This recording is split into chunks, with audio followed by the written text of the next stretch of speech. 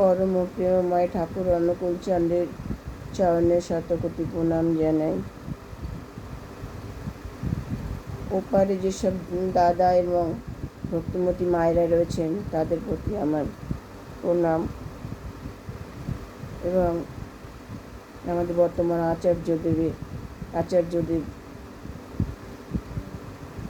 তার প্রতি আমার সহস্র কোটি প্রণাম।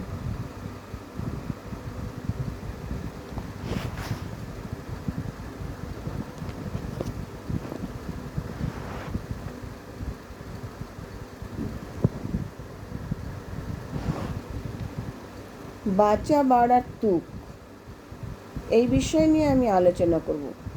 ঠাকুর অনুকূলচন্দ্র আমাদের বাঁচা বাড়ার তুক দিয়ে গেছেন। যজন যজন ইষ্টভীতি ও সদাচার দিয়ে ও শিক্ষা দীক্ষা, এগুলো যদি আমরা ঠিক মতন করতে পারি তাহলে আমরা সুস্থ সুন্দর একটা জীবন পাব।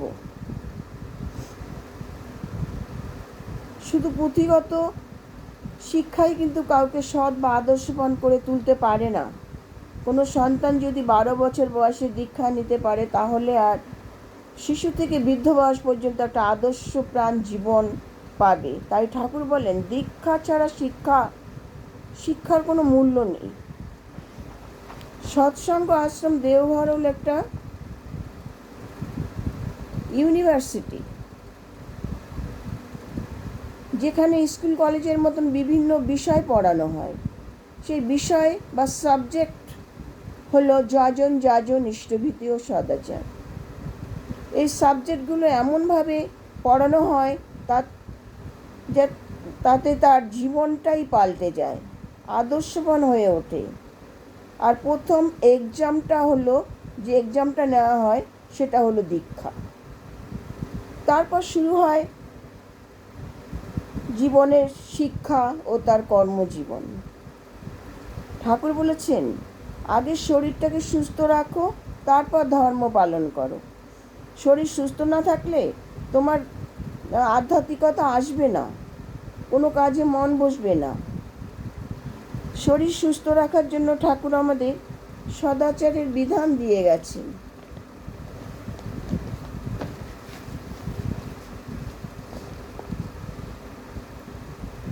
আগে বলেছি শারীরিক সদাচার, মানসিক সদাচার, আধ্যাত্মিক সদাচার।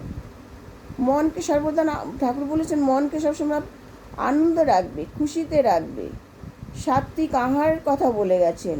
হালকা ঢিলে ঢালা পরিষ্কার পোশাক পরার কথা তিনি বলেছেন। সকলের সাথে সুন্দর ব্যবহারের কথা তিনি বলেছেন। গুরুজনদের প্রতি শ্রদ্ধা, ভালোবাসা ও সম্মান, এগুলো তিনি বলে গেছেন। মানুষের পাশে থাকার কথা বলে গেছেন। এগুলো সব কিন্তু সদাচার। এই ধর্ম অনেকভাবে ব্যাখ্যা করেছেন। ধী ধাতু থেকে এই ধর্ম কথাটা এসেছে। ধী মানে ধারণ, পালন ও বর্ধন।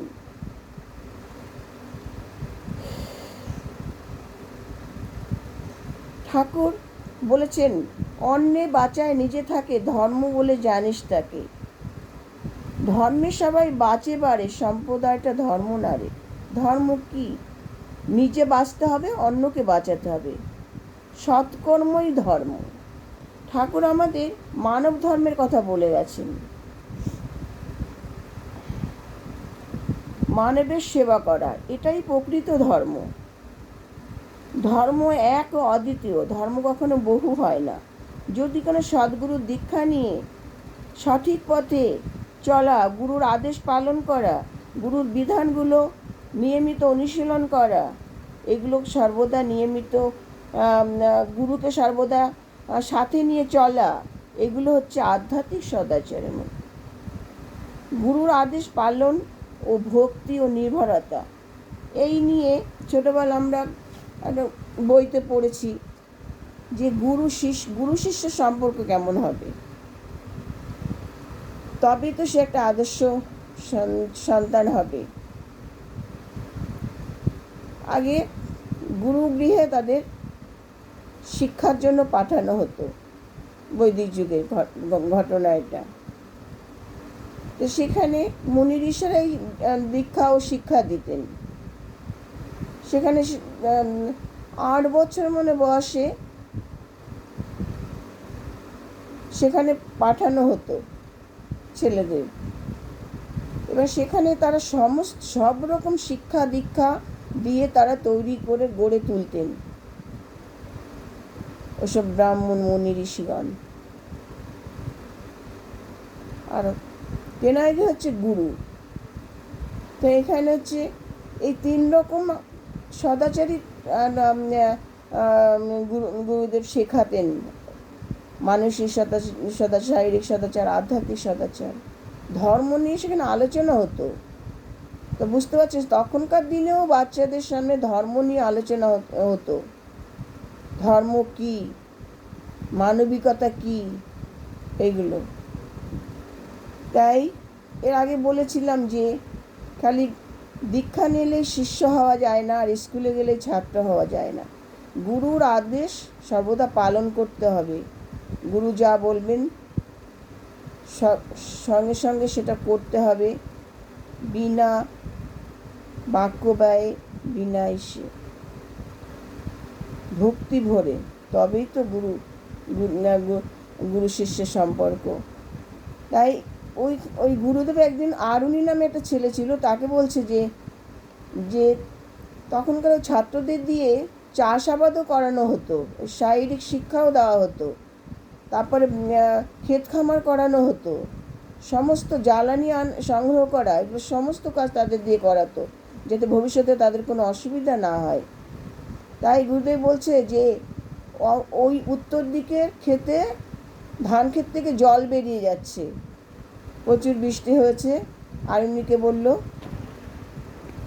তুই যা ওখানে গিয়ে ওখানে বাদ দিয়ে আয়, আর না সব জল বেরিয়ে গেলে ধান খারাপ হয়ে যাবে। তখন আরুণী গুরুর আদেশ পেয়ে সঙ্গে সঙ্গে সেখানে ছুটলো। সেখানে গিয়ে দেখলো যে ধান ক্ষেত থেকে জল সব বেরিয়ে যাচ্ছে। এবার সে কি করবে, সে বাঁধ দিতে পারছে না, বাঁধ মানছে না, এমন স্রোত হচ্ছে, এমন ভাবে জল বেরোচ্ছে, মাটি পাচ্ছে না হাতের কাছে। তখন আরুণীকে, যেহেতু গুরুর আদেশ, ওকে পালন করতেই হবে। আরুণী কী করলো, ওই বাঁধের উপর নিজে শুয়ে পড়লো। শুয়ে পড়ে সারা রাত ওইভাবে থাকলো যাতে জল বাইরে না বেরিয়ে আসে, ওরকম শুয়ে আছে। এবারে গুরুদেব দেখছে আরুণীকে কখন পাঠানো হয়েছে, সে আসছে না কেন, এতটাই সময় কেটে গেল। তখন গুরুর মনে একটু হয়তো সন্দেহ হয়েছে কিছু একটা। তখন গুরুদেব হাঁটতে হাঁটতে সেই ক্ষেতের কাছে গেছেন তার আর বাদবাকি শিষ্যদের নিয়ে। গিয়ে দেখেন আরুণী সেখানে শুয়ে আছে বাঁধের উপরে। তখন বললো, আরুণী তুমি এখানে শুয়ে আছো কেন? তো বলছে, গুরুদেব আপনি বলেছেন না বাঁধ দিতে, আমি তো বাঁধ দিতে পারিনি, বাঁধ দিতে পারছি না জল স্রোতে, তাই আমি আপনার আদেশ পালন করছি। তখন গুরুদেব বলে, উঠে এসো, তোমার তো ঠান্ডা লেগে যাবে। এই হলো গুরু শিষ্যের সম্পর্ক। তাই গুরুর প্রতি অটুট বিশ্বাস, ভক্তি ও নির্ভরতা রাখতে হবে। আজকাল যা যুগ পড়েছে, সঠিক পথে না থাকেন, কোনো আধ্যাত্মিক পথে না থাকেন, বা সদ্গুরুর সংস্পর্শে না থাকেন, তাহলে তো বাঁচার এটাই নষ্ট হয়ে যাবে।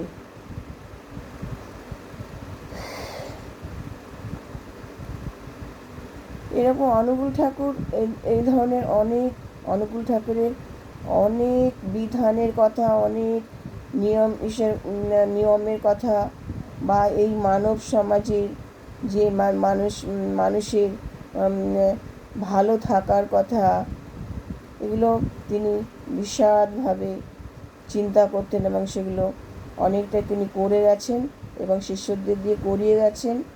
এখনও তারই শিষ্য বা ঋত্বিক দাদারা এখনও তার কাজ করে চলেছে, এবং তার শিষ্যরাও।